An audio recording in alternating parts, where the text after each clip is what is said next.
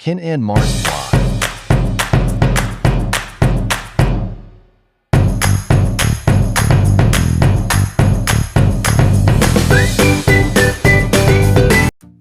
Hello guys, good morning. So today is Saturday.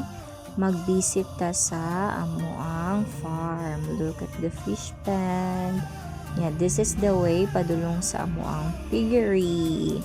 Then musugat dayon ng mga pato kay abi nila og pakaunon. Humana naman mo nagkaon.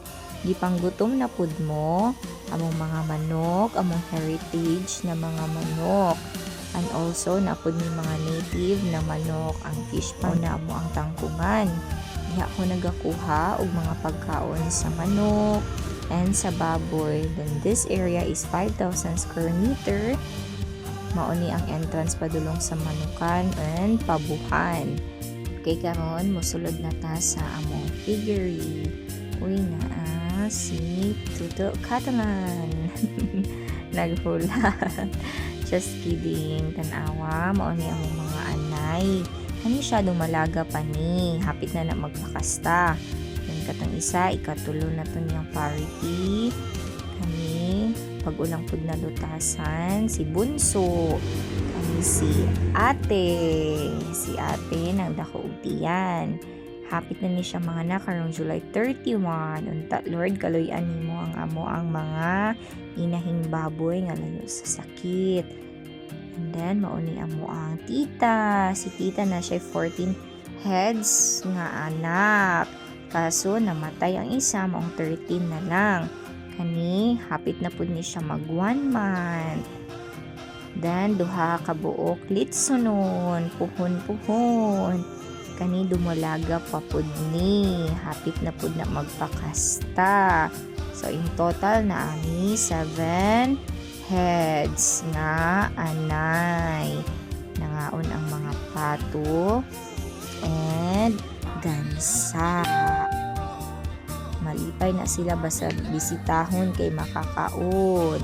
Tura ang mga big perting bulingita kay nagkatai sa mama. Unya na pud mo mangaon kay humana naman mo pamahaw. Gi-visit ra mo namo kung safety ba mo or wala ba mo gigutom kay naghilom-hilom man so busog pa mo.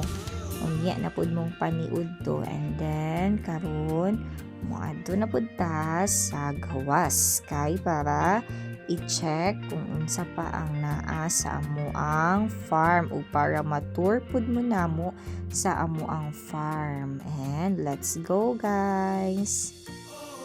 Yan. So diri sa outside sa piggery farm na pud mi butanganan og tubig da sa drum kay in case uy tubig na ay pundo. Then now moadto ta sa amuang Burmy farm or receiving area kung naay mga meeting, pwede diri i-held, ug naay mga seminar, pwede diri So mao niya mong Burmy compost bed. Construct ni siya atong last April. So mao na siya ron, mga fertilizer, organic, and kana diha nga may purok kay mao nang meetinganan.